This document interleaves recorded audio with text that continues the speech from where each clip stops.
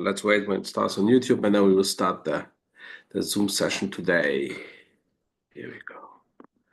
Yeah.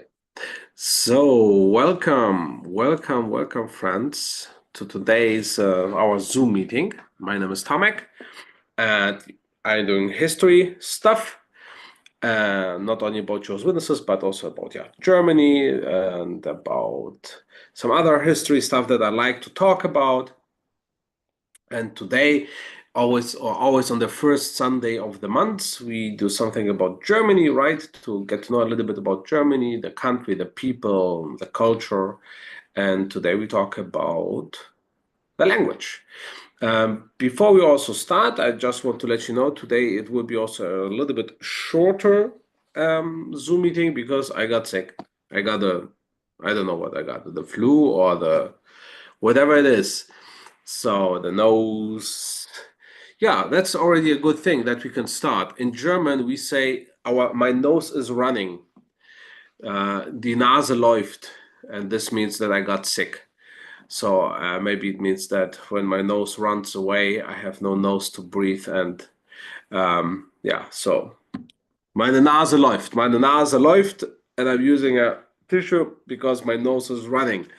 So yeah, so welcome. Happy to have you here to talk about a little bit. Should I show you my website? Yeah, okay, let's do it just for the beginning a little bit. For everything, all the informations that you can get, you can find on my website. It's history of jw.tours, different stuff. You can support me with buying me a coffee or buying a book on my bookshop. There will be some new books. So here you go, feel free to support that. Also in other ways. And here you can also see when will be the next tours on Zoom. Oh, it's so much. I have to put the April. Okay. But also if you want to come to Germany, feel free to visit and have a tour with me. So that's just about what I'm doing. Okay. So German, the question, I like to do this a little bit, how to say, to do this interactive. So feel free if you want to join. Did somebody of you ever learn German? Anybody, some German. You can write in the chat. You can raise your hand, whatever. Don't worry, I will not check your language. I will not check how good you are in German, just in case. On Duolingo, yeah, okay, good, very good. Yeah, Mike and Doris, okay, you did too. Very good. I don't know. You want to give a comment? How long?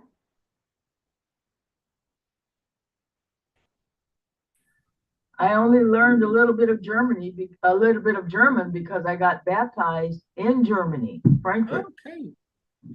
Okay, because your husband was a soldier back in the days in West Germany, in Frankfurt or something like that. Yeah, in Hanau. Hanau, yeah. So yeah, that's the typical basic stuff. Yeah. Okay. Yeah. Thank you, Doris. Thank you. Yeah, that's why so many Americans have been in Germany. Exactly. Very good. As I'm learning on Duolingo. Very good. Very good. So maybe some facts first about the German language. Is it worth to learn German? I think it's worth to learn any language, right? There are different reasons why you learn language, right? Could be love, right? And then that's why you decide to learn that language because you met somebody. But could also because you like the culture or you maybe want to move somewhere. German, there are some also other reasons why it's worth to learn German. So first of all, we have around 110 million people who speaks German as a native or second language. So it's about 100 native speakers and 10, 15 million as the second speakers. So that's quite a number, I would say. And it's the most used language in Europe. So basically, yeah, more people speaks in Europe German than as a native language, of course, than English, French, Italian, and so on and so on. But it's also a language that a lot of people studied. As we know, at least Oh, yeah, the number is a little bit difficult. I found a number, but I'm not sure if that number is true. But what is interesting is the third most learned language. So a lot of people learn German, and 10% of all the world books are published in German language. So that could be a reason, right? Maybe you saw on my website the book recommendations that I did, and some of the books are only available in German. So you say, oh, okay, I want to read some more stuff, and I want to read that. So yeah, Germans love books, and Germans read books, and Germans like to write books. It makes sense, right? In Germany was invented the book printery, Johannes Gutenberg, the Gutenberg press, right? The German Bible translated by Martin Luther had a huge impact. We will talk about that. But what is also very, very interesting, German language is the second most scientific language. So a lot of scientists who, doesn't matter if it's chemistry or other things, biology, a lot of them speak German because they need to if they want to read some scientific topics, scientific books, scientific university things, because second most used scientific language. So that's pretty interesting. So I thought I'll let you know to show why it's good to learn the German language. But maybe you say, but German is so difficult. So we will learn today some German today. We will learn today some language, some words in German. There are of course different dialects. So I was thinking about talking about dialects with you, but I think that makes it more complicated, right? Between north and south and east and west, there's so many different dialects. If a real Bavarian guy, so that's the guys from the south in Munich, are coming to Hamburg, to Berlin, and he's really speaking his language. I once heard from the waitress when she asked, "Do you speak English?" Because she didn't understood his German, whatever he said. So it's sometimes a complete different language. But I think that's in every language, right? That's in every language. If you think about German language, what comes up in your mind? What do you think? What is German language known for? What? Oh, yeah. What attitude or whatever about German language pops up in your mind? You can write it in the chat or you can raise your hand. Laronda. What comes up in my mind automatically is Holocaust. The language. Oh, the language. I'm sorry. No. Okay. I apologize. No problem. All good. I just know I had a friend that was German, and that's all she would talk about was how they were mistreated and everything. So But if you talk about the that, history, absolutely right. Yeah. But yeah. today we just talk about the language. Just the language. Okay, I'm sorry. No problem. But let me write this down because let's talk about this later. Maureen. That is harsh. Harsh. Yes. Leola wrote in the chat, aggressive. Yeah. Yeah, sounds from the throat. Yeah, okay, yes, thank you very much. Okay, let's talk about that. Is German language really harsh? Is German language really aggressive? So the problem is that maybe you watched some videos on YouTube where they are saying different words in different languages. One famous is butterfly, and how it sounds in English, how it sounds in French, how it sounds in Italian, blah blah, and then you have on the end how it sounds in German, and he's screaming in the microphone, Schmetterling, and they say, "Boy, that's an aggressive language." But what if I would say that for me it sounds Schmetterling? That doesn't sound very aggressive anymore, right? You know what Mark Twain said? Mark Twain said that German language is a lovely language. If we talk about home, if we talk about love, if we talk about nature, and if we talk about peace. But we have to remember that. So why Mark Twain likes words like gemütlich, which means a nice place at home, and why you now say it's not offending, that it's aggressive, it's harsh. It's because what Rwanda said.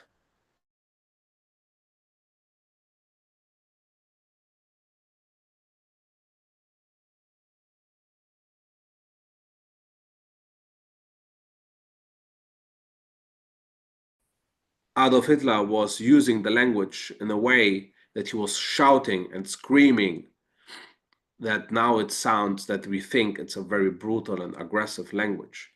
Please remember, he was not German, right? Adolf Hitler, he was Austrian. So he didn't really spoke standard German, right? He had a specific kind of dialect also that you could hear as a German guy. So he was speaking more Austrian Bavarian, and then he tried to speak more clearly so everybody would understand him. But that's not his first language. So that's the problem. That's the problem. The German language sounds a little bit. I'm reading right now a book. It's called LTI. I'm not sure if it's available in English because it's a book written by a professor who studies the language, and he's writing in that book about how the language was used by the Nazis to manipulate the people. It's a very, very interesting thing, that the German language has this attitude to follow orders. So yeah, German language is not aggressive. It is not. It's, you know what? I will read a poem to you. Is that okay? Let me read a poem. Let me read a poem. The poem is written by Rainer Maria Rilke. It's called Herbsttag. It means autumn day. So he describing like the time switching from summer into autumn. And I just read this for you in German. I know you will not understand the word. And then you think about, does it really sound so aggressive? Does it really sound so harsh? Herr, es ist Zeit. Der Sommer war sehr groß. Leg deinen Schatten auf die Sonnenuhren und auf den Fluren lass die Winde los. Befiehl den letzten Früchten voll zu sein. Gib ihnen noch 2 südlichere Tage, dränge sie zur Vollendung hin und jage die letzte Süße in dem schweren Wein. Wer jetzt kein Haus hat, baut sich keines mehr. Wer jetzt allein ist, wird es lange bleiben, wird wachen, lesen, lange Briefe schreiben und wird in den Alleen hin und her unruhig wandern, wenn die Blätter treiben. That's it. Let's be honest. Please tell me, was that aggressive? Please. If yes, then okay. Then it's, I will believe it was. If it was aggressive for you, then I believe. But please let me know, was that aggressive or not? Anat. It actually sounded quite gentle, very gentle. Thank you. I got also in the chat, beautiful, calming, soft sounding. Yes, calming, right? So any language can be aggressive and any language can be calming. Unfortunately, because of the Nazis, because how they use, or let's say this, how the Nazis misused the German language. That's why the German language has now a bad, yeah, that people think bad about the language. Because, yeah. Oh, really? Okay, it still sounds slightly aggressive or harsh. Okay, good. Thank you. Thank you for being honest. Thank you for that. Right. But yeah, so okay, I have another question. Russian language. How does that sound for you? How does Russian sounds? Annette. Oh, well, I'm gonna go by one of my favorite original songs. It's sung in Russian, and then we have the English subtitles, and it's beautiful. Ah, It's interesting. beautiful.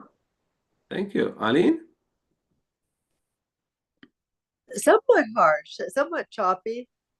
Uh-huh. Okay, okay. You know, for Germans, Russian sounds also very brutal. Very brutal. For me, because I also speak Polish, for me, Russian is a very melodic, nice language. So that's interesting. How the language sounds for you depends as what is your native language. Annette. I wanted to add when you were reading that, when you were reading a poem, right? Yes. When you first started, it almost sounded a little romantic, so it sounded like a poem. It sounded poetic. Interesting. Interesting. Yeah, that's about the languages. That's about. So let's talk about German language.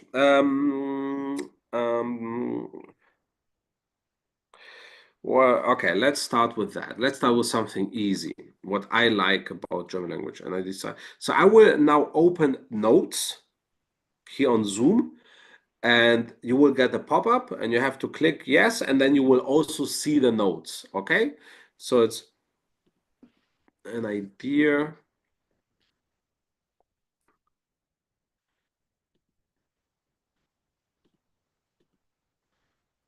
So here we go. You should see now nothing, right? Okay. So what I like very much about the German language is that you can very easily found some specific words. Let's stay with that poem, okay? I will put the poem that I just read to you in that notes stuff, okay? I hope you can see it. Yes? Okay, great. Okay, take a look. Take a look.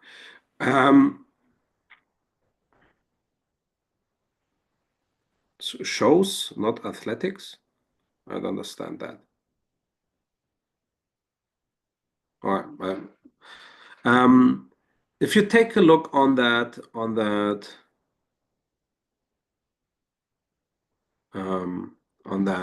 poem,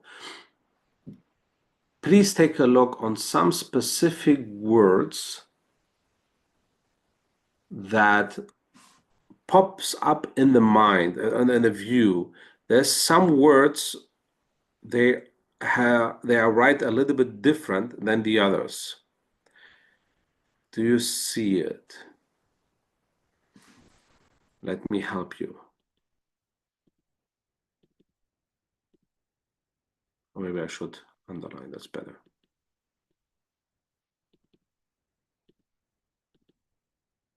What's so specific about these words?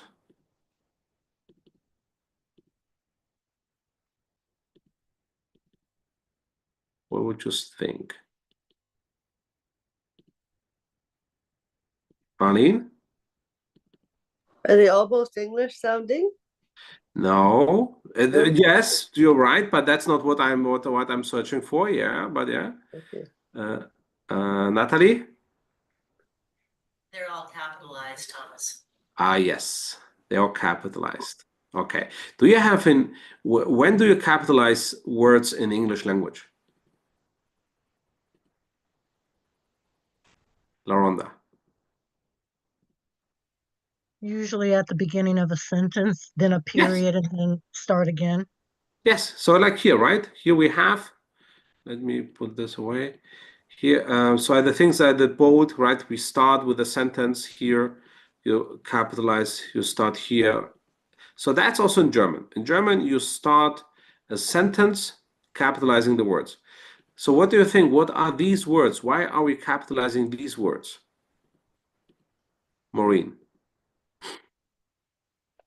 So also in English, words that are capitalized are either a person's name or a place. It's usually Very, capitalized. very good. We do the same thing. Yes, yes. Very good. Yes, yes. So let me say what this is. This word means time. This is summer. This is shadow. This is how you call the clocks, sun clocks, that use the sun as a clock. I don't know. Sun watchers. I don't know. Winds. This is Früchte, not vegetables, but fruits. Yeah. Tage. That's days. Vollendung is finishing. Sweet. The sweetness. Wine. House, letters, leaves.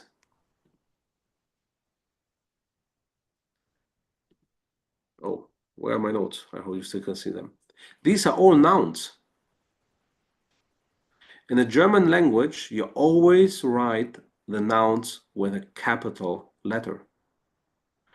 So when you read something, it's very easy to find very fast the capitalized words because these are the nouns. And I like it very much. I hope that maybe it would be someday also in the English language, that nouns you should always capitalize. And you know what's interesting? Let's go.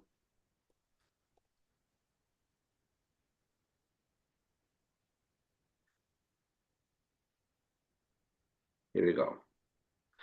I hope you see this here. Leben and, wait, and Leben.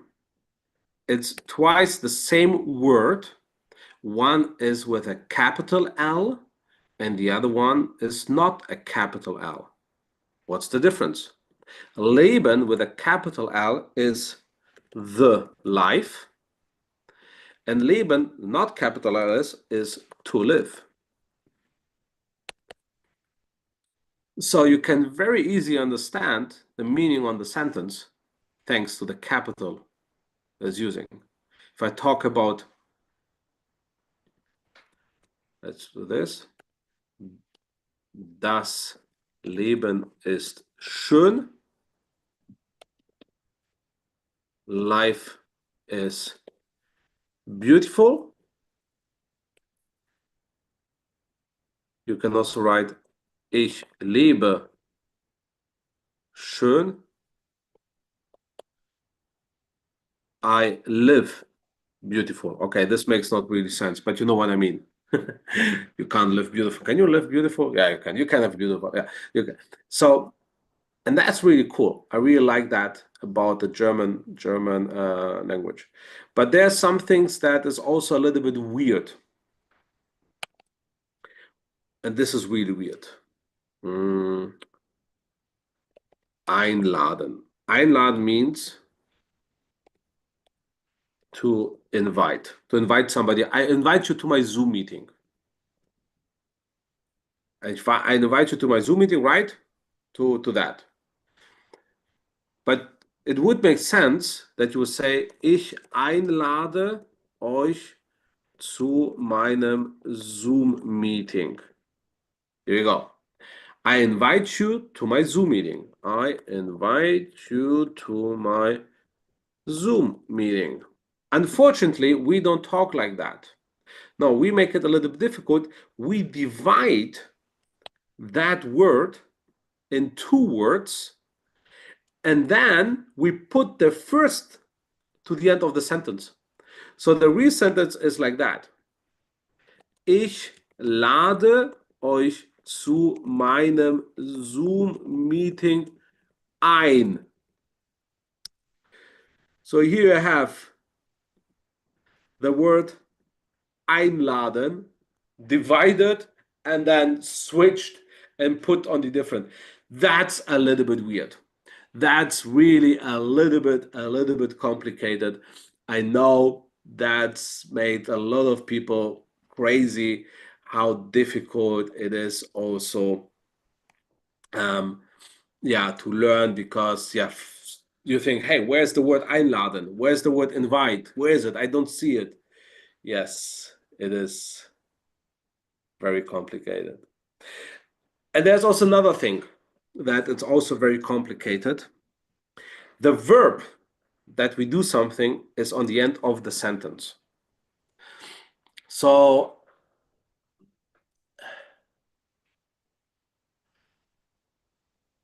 let's say this. If you are in a meeting, and I had a talk. I had a special talk, and you come to the meeting and you give me a nice gift as a thank you, whatever, right? Or you invite me for you invite me for lunch. You invite me for lunch in a nice Chinese restaurant, and I ate some really good, and you paid for it. Great. Okay. So I can say in English, I want to thank Annette for inviting me to. I want to thank Annette, who invited me to the Chinese restaurant after the meeting for having a nice special talk. Right? You can say that. So you know from the very beginning that I want to thank her. In German, you say, I want to Annette, who invited me to the to the Chinese restaurant and paid for the meeting for having a nice special talk, thank. So if you want to know what I want to do, you have to wait till the whole sentence, because I could also say on the last word kill, and that would be a complete different sentence. It's not possible in English, right? You say I want to kill, and then but in German you explain the whole thing, and then on the end you say what you really do. And I think that's the explanation why my wife always talks to me, get to the point. Tomek, finally, get to the point. No, I'm German. I'm speaking a lot, and on the end, I'm getting to the point. That's maybe why Germans talk so much. That's maybe why Germans say so much. And yeah, because we have to explain. And then, on the end, we do that. Could be the reason. I'm not sure. Okay, let's talk about some really cool German words. There's another thing also that makes complicated German words are these very, very long words, right? I decided not really to talk a lot about them, because for us in German, it is not really long. It's like a whole sentence in one word. And if you know the language, you know how to read that. You divide this in different. Okay. I see in your faces you want an example. Give me an example. Yeah, Rind, Fleisch, Etikettierungsgesetz, blah blah blah. Here we go.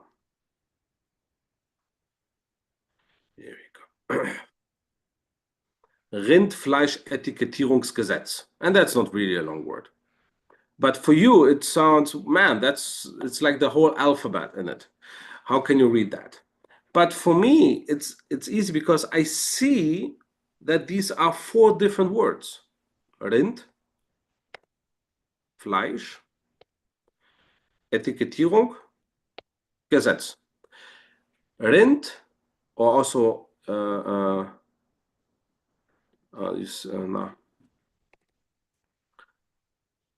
Rind. Here you go. Rind is beef. Fleisch is meat. How does Etikettierung? This is labeling, and this is law. So you know what this word means, right? It's a law how to label beef meat. So easy it is. So the cool thing is in German that in English, you have to say the law for labeling the beef meat. And in German, you can just put everything in one word and you have one word. And it looks very long. But when you speak German, you see these 4 words and that's it. There are some really funny words that if you don't really take a look, it's you can get a different understanding, but that's only really very raw, no, rare stuff. Now, I want to talk about some words with you that I like. Remember my GDR tour when we talked about, or my very first tour about the history of Jehovah's Witnesses in Germany. And on the end, we talked about how the wall fell down. And I showed you a press conference, my favorite press conference, Günter Schabowski, where he's reading a document he shouldn't read, and then somebody is asking him a question, and he's not sure, and then he's saying, oops, and then he's saying, doch. What is doch? Or just the word doch. Does this exist in English? I found a description.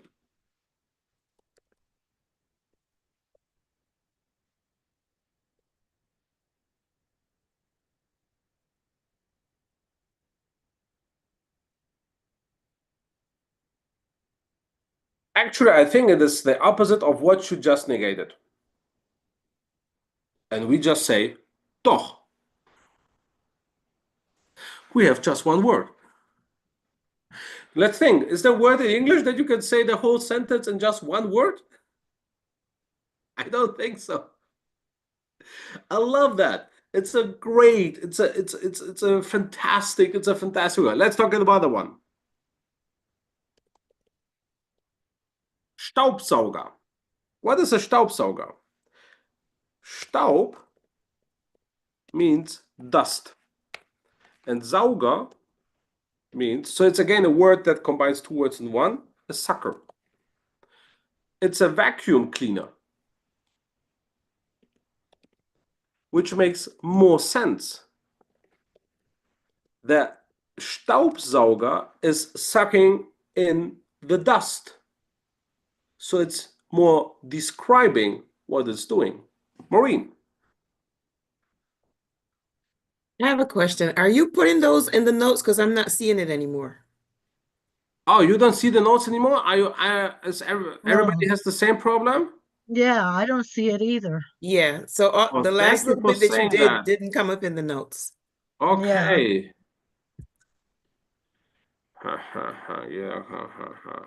Yeah, they just disappeared.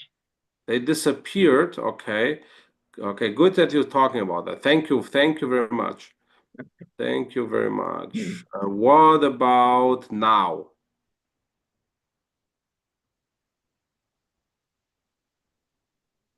Do you see them now?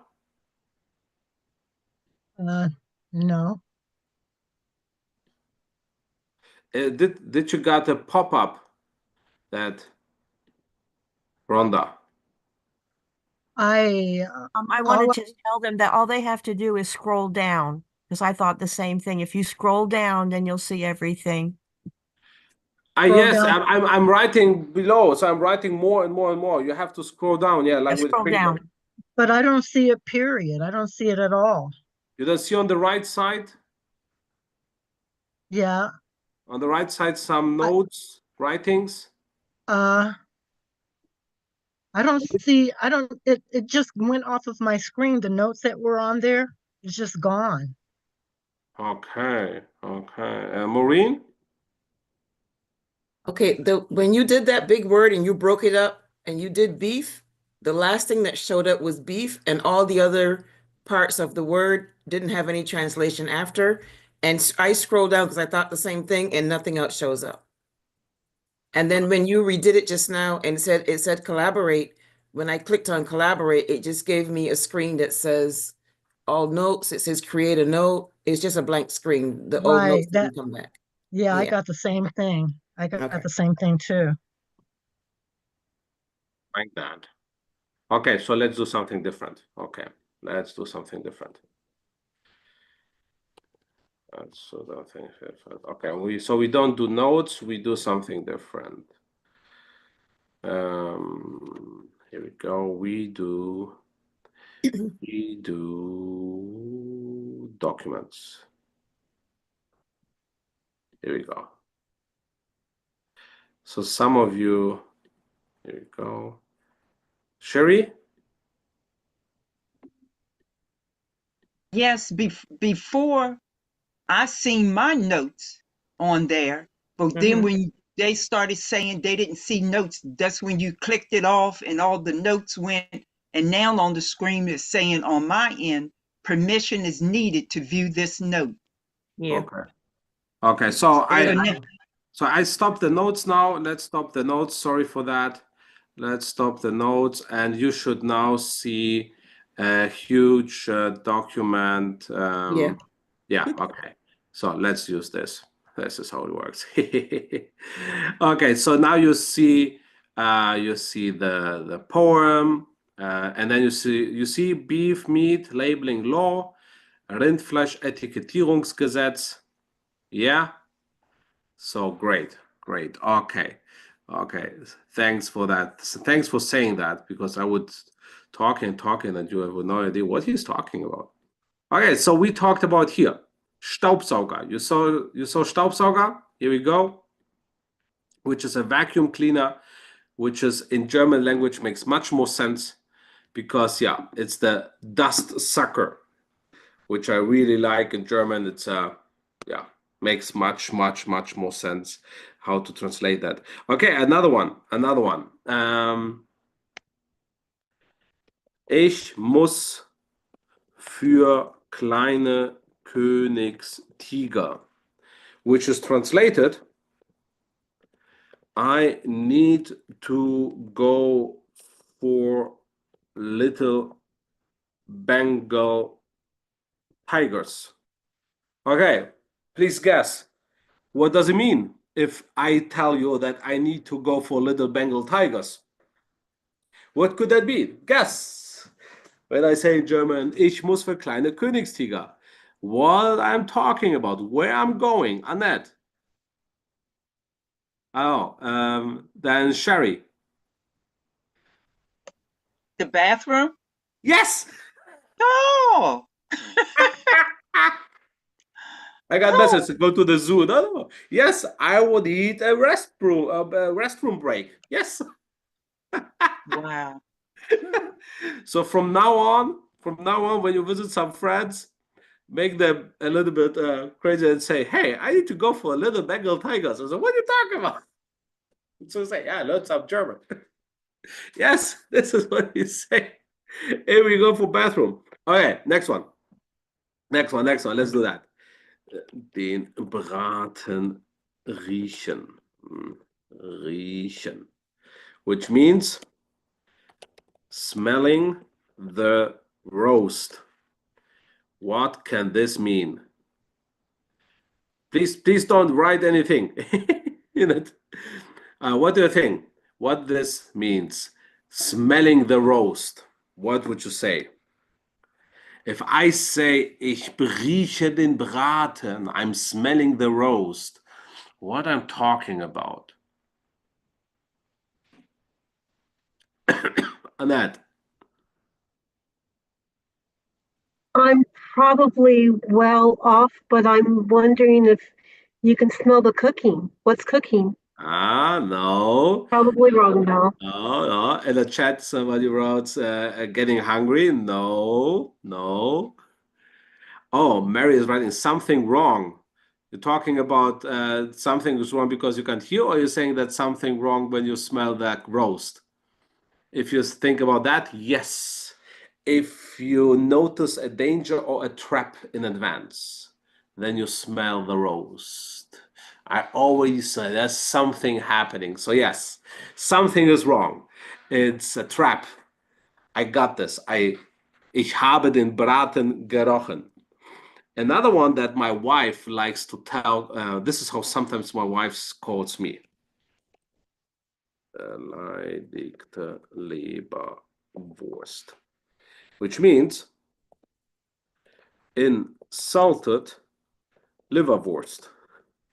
So this is how you call somebody if that person feels offended, even if there's no reason for it.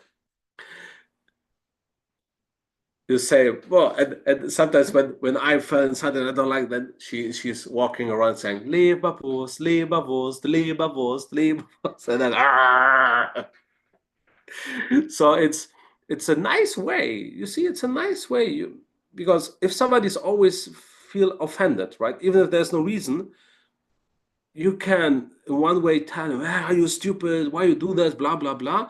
Or you can do it the German way, which is a nice way. You call him an insulted liverwurst.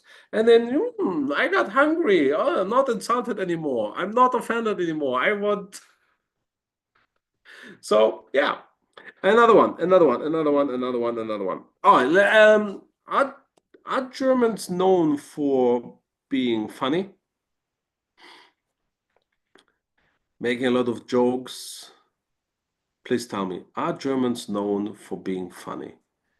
I don't think so, right? I think Germans are not really known. So there's an explanation why.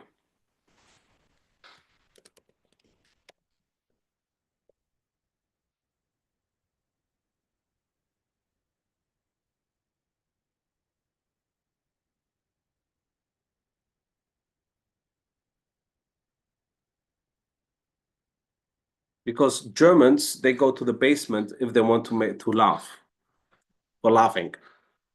So this is how we describe somebody who is overly serious, who don't show any humor at all, who is not smiling, nothing. And then you say, yeah, he's also going to the basement for laughing. So, because nobody can see it. So the only place where he's laughing is inside the basement. That's why Germans are known for being funny people, because you never see them laughing. They're always in the basement there and then laugh, and then they come back to the society, to the people, and they don't laugh anymore because they did the laughing already in the basement. This is what you do.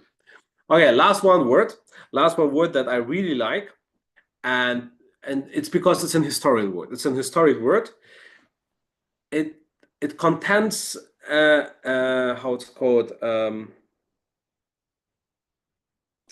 Let me check what deeply says.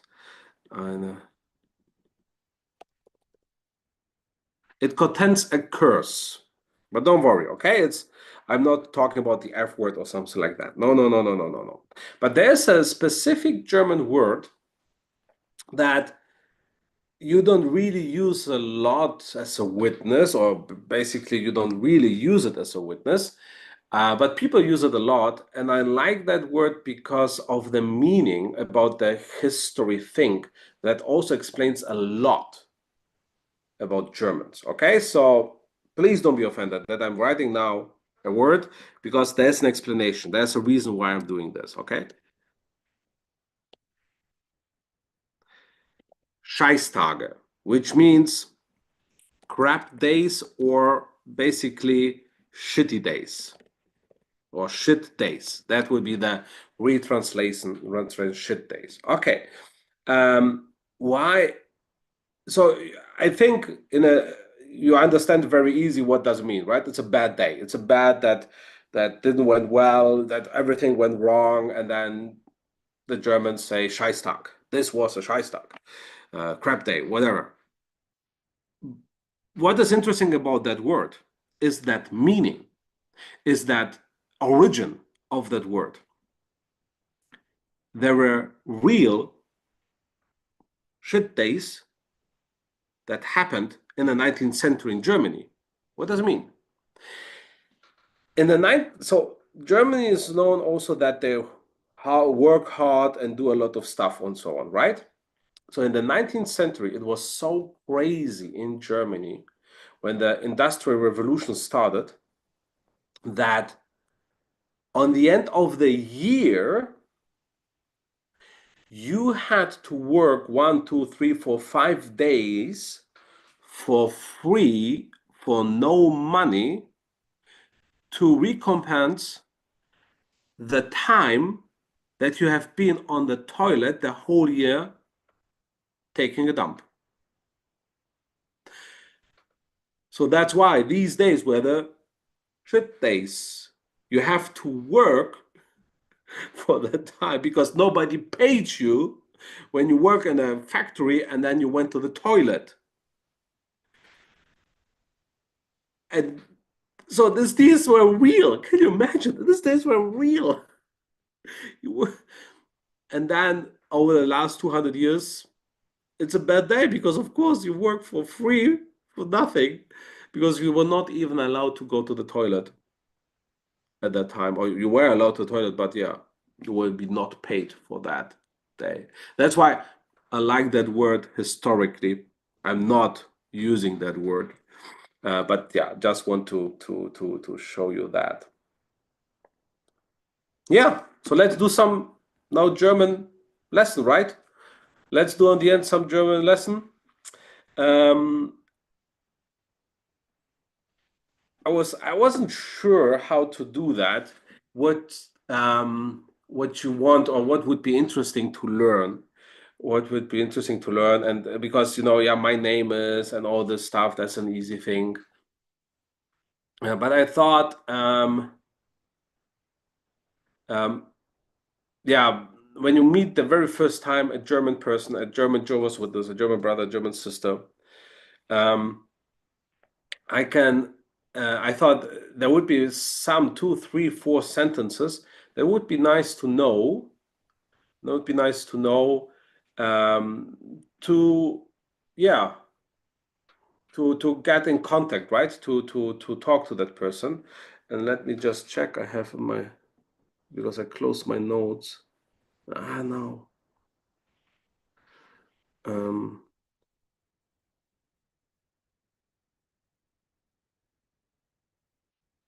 Oh, where is it?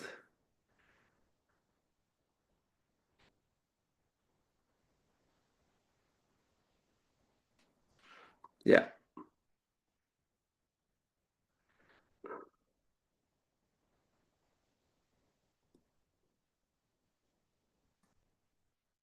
Yeah, this one.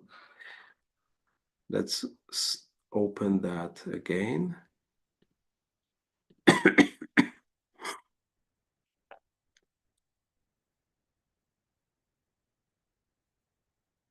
Here we go. Yeah, you should see it again. You can, for example, if you met somebody and you want to describe yourself,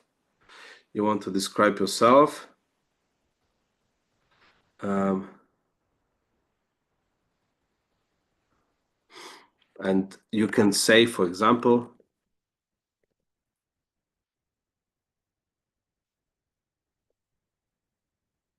Ich bin ein Sesselfurzer, which means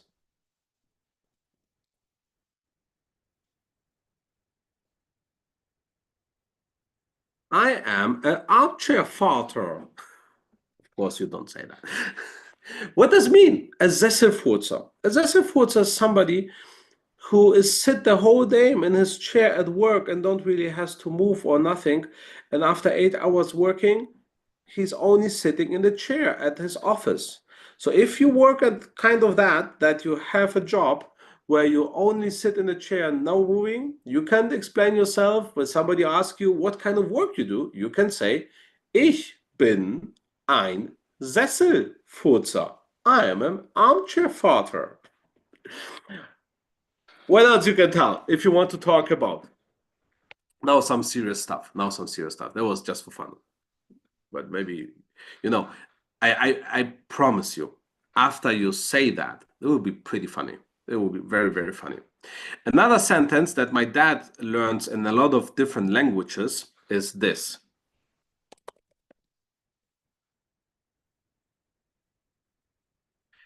Viel Arbeit, wenig Geld. So you want to repeat, if you want to learn something, repeat with me, loud, say it in front of you. Could be weird, but repeat this. Viel Arbeit, wenig Geld. Let's do this again. Viel Arbeit, wenig Geld. Viel Arbeit, wenig Geld, which means a lot of work and no money. It's also an icebreaker, as we say in Germany. It's an icebreaker to start some sentences. It's very, very funny. My dad used this in different languages, and so when he meets people in Spanish and Chinese and Japan, whatever, and then he says that sentence in their language, done. They love him. This is really, really, really cool. But basically, that basics what you want to know, right? You can say, I am Tomek, which means ich bin Tomek, but we don't really say that. We don't say I am in German. We mostly say my name ist, which is mein Name ist Tomek. You see how easy it is? My name is, mein Name ist. You just say Name, not name. Mein Name ist Tomek. Ich bin aus Berlin. I'm from Berlin. Ich bin aus New York. Ich bin aus London. And whatever you want to say. Ich bin ein Zeuge Jehovas. I am a Jehovah's Witness. We say in German different. I'm a witness of Jehovah. So, ich bin ein Zeuge Jehovas. Ich bin ein Zeuge Jehovas. That Z is like an TS sound. Okay? Not a Z sound. It's a Z. A TS. Ich bin ein Zeuge Jehovas. Okay. Then you want to ask that person, who is that person, right? Wie ist dein Name? What is your name? Wie ist dein Name? Wie ist dein Name? Ich freue mich. Now a different one. I'm happy to meet you. That's in English a little bit easier. Happy to meet you. So you say, ich freue mich. Ich freue mich, dich kennenzulernen. Dich kennenzulernen. And you have a conversation. You want to change numbers? Phone numbers? Yeah.